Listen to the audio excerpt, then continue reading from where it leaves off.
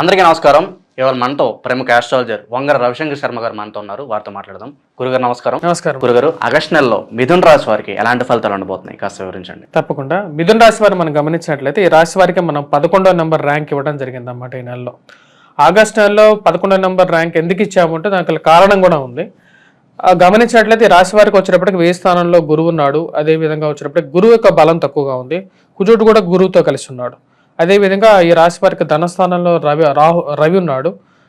రాహు యొక్క స్థానం అనేది చాలా అనుకూలంగా ఉంది రాశి వారికి. మనం గమనించినట్లయితే మనం చెప్పడం జరిగింది, రాహువు శని యొక్క స్థానంలోకి ప్రవేశించినప్పుడు ఏ నక్షత్రానికి ఎలా ఉంటుంది అనేది కూడా చెప్పడం జరిగింది. ఎవరైతే ప్రేక్షకులు చూడలేదో అది కూడా చూడొచ్చు అన్నమాట. కానీ నక్షత్ర రీత్యా కొన్ని మార్పు చేర్పులు అనేవి ఉంటాయి. ఈ యొక్క నక్షత్రాలకి అంటే ఈ యొక్క రాశి వారికి 11వ నెంబర్ ర్యాంక్ ఎందుకు ఇచ్చామంటే రవి యొక్క స్థానం బాగాలేదు. అదేవిధంగా వచ్చినప్పుడు కుజుడు స్థానం బాగాలేదు.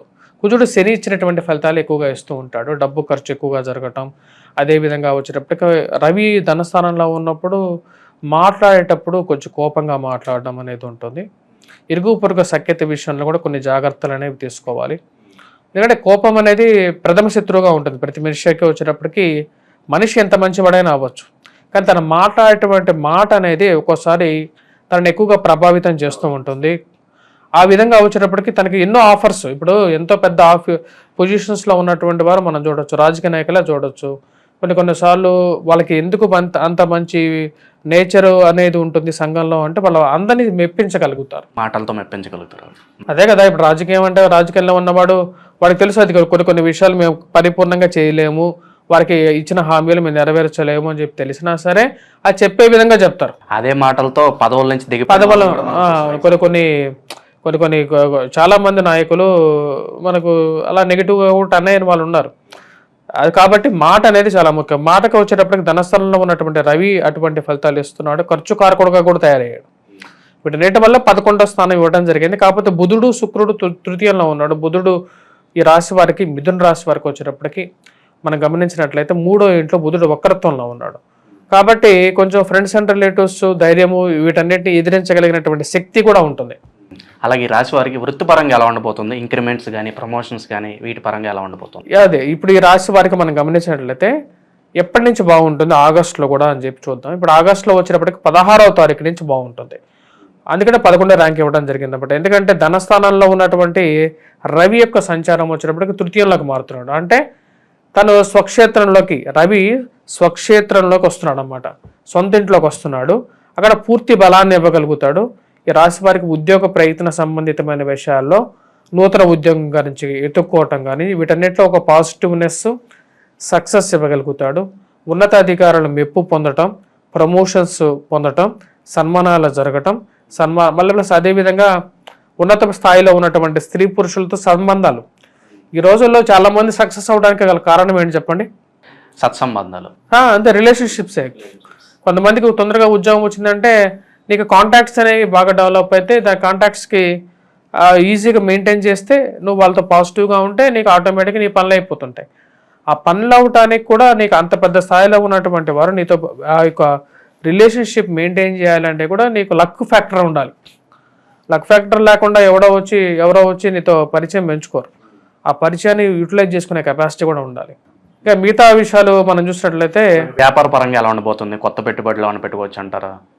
వీరికి కొత్త పెట్టుబడులు, కొత్త అవకాశాల విషయంలో కలిసి వస్తుంది. ముఖ్యంగా చెప్పాలంటే 16వ తారీఖు నుంచి కొత్త అవకాశాలు అనేవి వస్తాయి.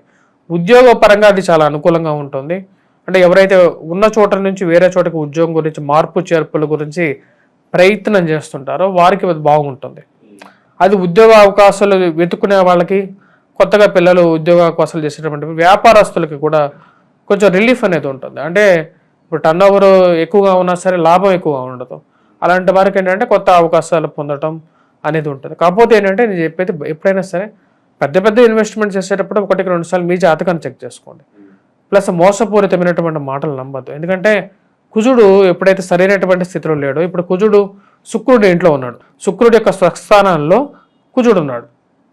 కుజుడికి శుక్రుడికి అంత యోగా రిలేషన్షిప్ ఉండదు అన్నమాట. దానివల్ల ఏంటంటే ఖర్చు ఎక్కువ అవుతూ ఉంటుంది. ప్లస్ వ్యాపార పరంగా కూడా ఖర్చు అనేది రిటర్న్స్ రావు. వివాహ ప్రయత్నాలు ఫలించే అవకాశం ఉందంటారా ఈ నెలలో? ఈ నెలలో మన వివాహ ప్రయత్న సంబంధితమైన విషయాల్లో 16వ తారీఖు నుంచి పాజిటివిటీ అనేది పెరుగుతుంది. అంటే పూర్తిగా పాజిటివ్లో లేకపోయినా సరే కొంచెం అనుకూలమైనటువంటి ఫలితాలుగా ఉంటాయన్నమాట. అంటే మనం ఫోన్ చేస్తుంటే కనీసం ఎదుటి వాళ్ళు రెస్పాండ్ అవ్వనటువంటి పరిస్థితులు కొన్ని సంబంధాల విషయాలు ఉన్నాయి. ఈ రోజుల్లో అయితే అబ్బాయిలకి సంబంధాలే దొరకట్లా. ఎందుకంటే డిమాండ్ డిఫరెంట్గా అయిపోయింది. సొసైటీలో మార్పు చేర్పులు అనేవి అలాగున్నాయి. వాటన్నిటికీ వచ్చినప్పటికీ నీకు ప్రతి ఒక్కరు లవ్ మ్యారేజ్లు చేసుకోలేరు కదా, అరేంజ్ మ్యారేజ్ చేసుకునే వాళ్ళు చాలామంది ఉంటారు. అందరికీ అలా చేసుకోలేరు కాబట్టి వారికి సంబంధాలు వెతుకుతున్నా సరే మనం ఎంతో నీట్గా నిజాయితీగా ఉన్నా సరే మనకు దొరకట్లేదని బాధపడే వాళ్ళు చాలామంది ఉన్నారు.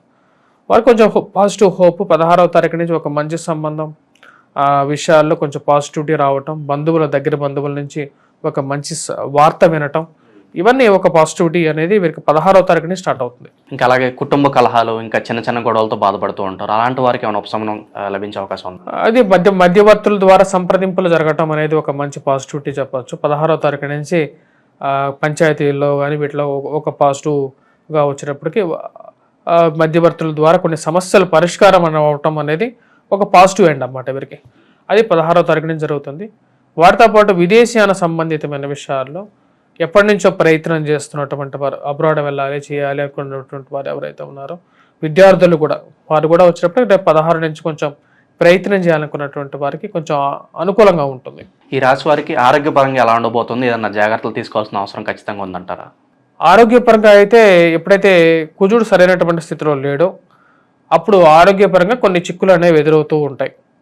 కాబట్టి ఎవరైతే ఆరోగ్యపరంగా ఉన్నారో వారు కొన్ని జాగ్రత్తలు అనేవి తీసుకోవాలి. చతుర్థంలో కేతు ఉన్నాడు ఈ రాశి వారికి. ఉదర సంబంధితమైనటువంటి ప్రాబ్లమ్స్ అంటే కడుపులో నొప్పి కానీ, లేదంటే కడుపు సంబంధితమైనటువంటి ప్రాబ్లమ్స్ కానీ, సెల్ఫ్ డ్రైవింగ్లో మెయిన్గా వచ్చినప్పటికీ జాగ్రత్తగా ఉండాలి. కేతు అంత అనుకూలంగా లేడు.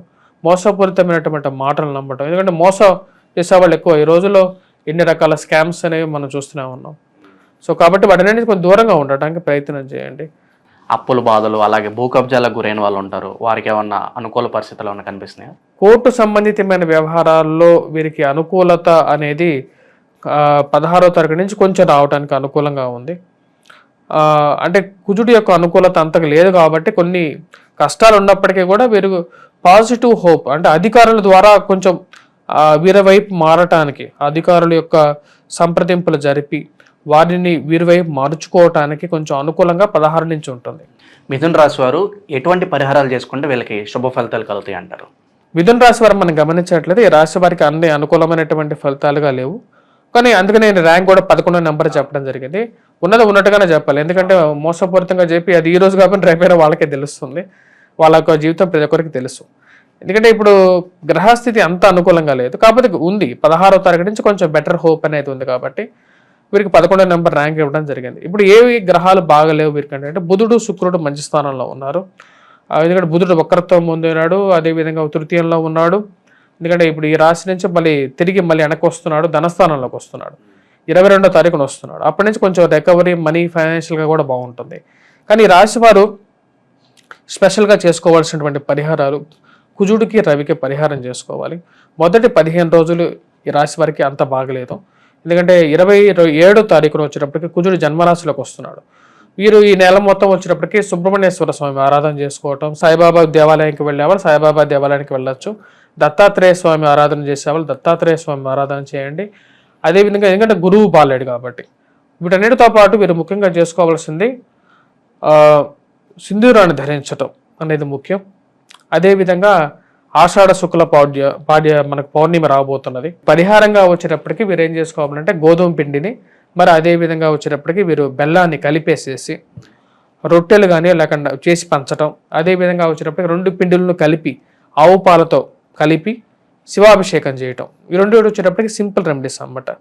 లేకుండా ఉంటే వాటి ఏదైనా ఒక తీపి పదార్థం చేసేసి పంచినట్లయితే ఈ నెల రోజులు కొంచెం అనుకూలమైనటువంటి ఫలితాలు పొందగలుగుతారు. ఆగస్టు నెలలో మిథున రాశి వారికి ఎలాంటి ఫలితాలు ఉంటాయి, అలాగే వీరు చేసుకోవాల్సిన పరిహారాలు తెలియజేసినందుకు ధన్యవాదాలు గురుగారు. నమస్కారం.